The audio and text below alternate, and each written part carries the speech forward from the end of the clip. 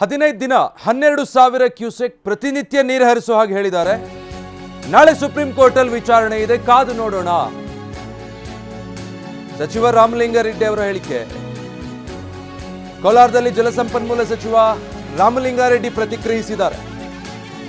May June ಜುಲೈಯಲ್ಲಿ 3.5 TMC ನೀರು ಬಿಟ್ಟಿದ್ದೀವಿ, 7.5 TMC ನೀರು ತಮಿಳುನಾಡಿಗೆ ಹರಿದು ಹೋಗಿದೆ ಅಂತ ಮಾತಾಡಿದ್ದಾರೆ.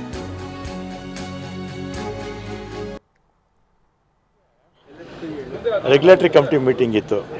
ಅಲ್ಲಿ 12,000 ಕ್ಯೂಸೆಕ್ಸ್ ನೀರು 15 ದಿನ ಬಿಡಿ ಅಂತ ಹೇಳಿದ್ದಾರೆ. ಅಂದರೆ 15 ದಿನ ಅಂತ ಹೇಳಿದರೆ ಹತ್ತತ್ರ 15 TMCಗಿಂತಲೂ ಹೆಚ್ಚು ಬಿಡಬೇಕಾಗತ್ತೆ.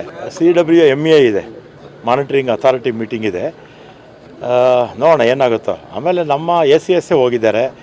ಆಮೇಲೆ ನಮ್ಮ ದೆಹಲಿನಲ್ಲಿರ್ತಕ್ಕಂಥ ನಮ್ಮ ವಕೀಲರುಗಳು ಅವರು ಸುಮಾರು 15-20 ವರ್ಷದಿಂದ ಅವರೇ ಈ ಕಾವೇರಿ ವಿಚಾರದಲ್ಲಿ ಅಥವಾ ಕೃಷ್ಣ ವಿಚಾರದಲ್ಲಿ ಅವರೇ ನಮ್ಮ ರಾಜ್ಯದ ಪರವಾಗಿ ವಾದ ಮಂಡಿಸ್ತಾ ಇರ್ತಕ್ಕಂಥವರು. ಮತ್ತು ಇಲ್ಲಿ ಎಕ್ಸ್ಪರ್ಟ್ಸ್ ಇದ್ದಾರಲ್ಲ, ಟೆಕ್ನಿಕಲ್ ಎಕ್ಸ್ಪರ್ಟ್ಸು ನೀರಾವರಿ ಕ್ಷೇತ್ರದಲ್ಲಿ, ಅವರೆಲ್ಲ ಕೂಡ ದೆಹಲಿನಲ್ಲೇ ಇದ್ದರು. ವಾದ ಕೇಳಿದ್ದಾರೆ, ಅವ್ರ ವಾದ ಕೇಳಿದ್ದಾರೆ, ಮಾಡಿದ್ದಾರೆ.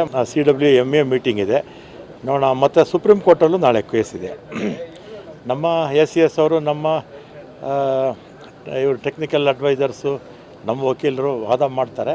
ಅದು ನೋಡೋಣ ಮುಂದಕ್ಕೆ ಏನು ಮಾಡೋಣ ಅಂತ ಆಮೇಲೆ ತೀರ್ಮಾನ ಮಾಡ್ತೀವಿ. 3 TMC ಅಲ್ಲ, ಅದು 3.5 TMC ಸುಮಾರು ಒಂದು ಮೇ ಜೂನ್ ಜುಲೈಯಲ್ಲಿ ಬಿಟ್ಟಿದ್ವಿ. ಅದು ಸಹಜವಾಗಿ ನೀರು ಹರಿಯುವಂಥ ನೀರದು. ಆಮೇಲೆ ಅವರು 3.5 TMC ನೀರು ಬಿಡಿ ಅಂದ್ರಲ್ಲ, ಅಷ್ಟೊತ್ತಿಗೆ ಏನಾಯಿತು, ನಮ್ಮ ಕಬಿನಿ ಡ್ಯಾಮ್ ತುಂಬೋಯ್ತು. ಕಬಿನಿ ಡ್ಯಾಮ್ ತುಂಬಿದ ಮೇಲೆ ಅದನ್ನು ನಾವು ಸ್ಟೋರ್ ಮಾಡೋಕ್ಕಾಗಲ್ಲ, ಅದು ನೇರವಾಗಿ ನದಿಗೆ ಹೋಗುತ್ತೆ. ಅದು 7.5 TMC ಹೋಗ್ಬಿಟ್ಟಿತ್ತು. ನಮಗೆ ಮುಂಗಾರು ಮಳೆ ಇನ್ಮೇಲೆ ಕಡಿಮೆ ಆಗುತ್ತೆ. ಬಂದರೆ ಆಗಸ್ಟಲ್ಲಿ ಬಂದಂಗೆ, ಆಮೇಲೆ ಇಲ್ಲ. ಅವ್ರಿಗೆ ತಮಿಳ್ನಾಡಿಗೆ ಹಿಂಗಾರು ಮಳೆ ಬೀಳುತ್ತೆ. ಅವ್ರಿಗಿನ್ನೂ ಅವಕಾಶ ಇದೆ. ನೋಡೋಣ, ನಮ್ಮ ವಾದ ಮಾಡ್ತಾರೆ. ಇನ್ನೂ MA ಇದೆ, ಮತ್ತು MA ಅಂದರೆ CWMA. ಆಮೇಲೆ ಸುಪ್ರೀಂ ಕೋರ್ಟಲ್ಲೂ ನಾಳೆ ಕೇಸ್ ಇದೆ. ಅದಾದ ನೀರು ಬಿಡಬೇಕು ಅಂತ ಈಗ ಆದೇಶ ಬಂದಿದೆ. ವಿಡಿಯೋ ಕಾನ್ಫರೆನ್ಸ್ ಸಭೆಯಲ್ಲಿ CM ಆ ಬಗ್ಗೆ ಪ್ರಸ್ತಾಪ ಮಾಡಿದ್ದಾರೆ. ಸರ್ಕಾರ ಇದರ ಬಗ್ಗೆ ತೀರ್ಮಾನ ಮಾಡುತ್ತೆ, ಆದರೆ ಕಾನೂನು ಸುವ್ಯವಸ್ಥೆ ನೋಡ್ಕೊಳ್ಬೇಕಾಗಿದೆ.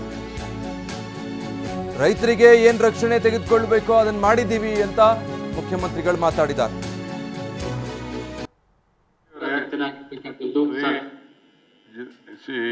ಜಿಲ್ಲಾಧಿಕಾರಿಗಳಾಯ್ತು, ಯು ನೋ ದಟ್ ನೀವು SP ಇಬ್ರು ಪಕ್ಕದಲ್ಲಿ ಕೂತಿದ್ದೀರಾ. ಈಗ 14-15 ಸಾವಿರ ನೀಡಬೇಕು ಅಂತ ಈಗ ನಂಗೆ ಡೈರೆಕ್ಷನ್ಸ್ ಬಂದಿದೆ. ಈಗ 12,000 ಏನೋ ಬರಬೇಕು ಅಂತಿದೆ.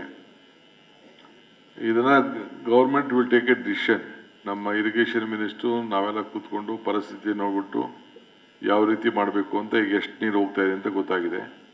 ಲಾ ಆ್ಯಂಡ್ ಆರ್ಡ್ರು ಭಾಳ ಹುಷಾರಾಗಿ ನೀವು SP ಅವರಿಬ್ಬರು ಸೇರಿ ನಾಳೆ ಬೆಳಗ್ಗೆ ಸುಮ್ಮನೆ ಅನ್ನೆಸೆಸರಿ ಏನು ಕ್ರಿಯೇಷನ್ ಆಗಬಾರ್ದು. ನೀರು ಬರ್ತಾ ಇದೆ, ನೀರು ಬರೋದನ್ನ ನಾವು ಹಿಡಿದು ಇಟ್ಕೊಳಕ್ಕಾಗಲ್ಲ. ಎಷ್ಟು ನೀರು ಕಬ್ಬಿನಿಂದ ಬಿಡೋಕ್ಕಾಗ್ತದೋ ಅದನ್ನು ಬಿಡೋಣ, ಮಿಕ್ಕಿದ್ದು ಮಾಡೋಣ.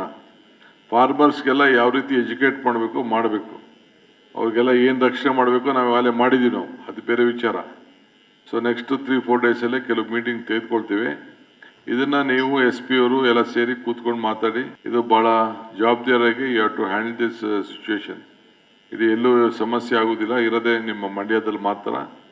ಇದನ್ನು ಭಾಳ ಗಂಭೀರವಾಗಿ ನೀವು ಇದ್ರ ಬಗ್ಗೆ ಕಾರ್ಯಕ್ರಮ ರೂಪಿಸಿ, ಮಿಕ್ಕಿದೇನು ಪರಮೇಶ್ವರ್ ಏನಿದ್ದಾರೆ, ಅವ್ರು ಏನು ಹೇಳಿದ್ದಾರೆ ಅದನ್ನೆಲ್ಲ ಸ್ವಲ್ಪ ನೀವು ಯಾವುದಾದ್ರು ವಿಚಾರದಲ್ಲಿ ಹೇಳಿದ್ದಾರೆ. ಕ್ಲಬ್ಸ್ ಇರ್ಬೋದು, ಬೇರೆ ಬೆಳೆದು, ಆಮೇಲೆ ಬೇರೆ ಬೇರೆ ಏನು ಗೈಡ್ಲೈನ್ಸ್ ಕೊಟ್ಟಿದ್ದಾರೆ, ಅದೆಲ್ಲ ಕೂಡ ನೀವು ಅದಕ್ಕೆಲ್ಲ ಮುಂದಕ್ಕೆ ಆಲೋಚನೆ ಮಾಡಿಕೊಂಡು ಅದಕ್ಕೆ ತೀರ್ಮಾನಗಳನ್ನು ನೀವು ಮಾಡಿ.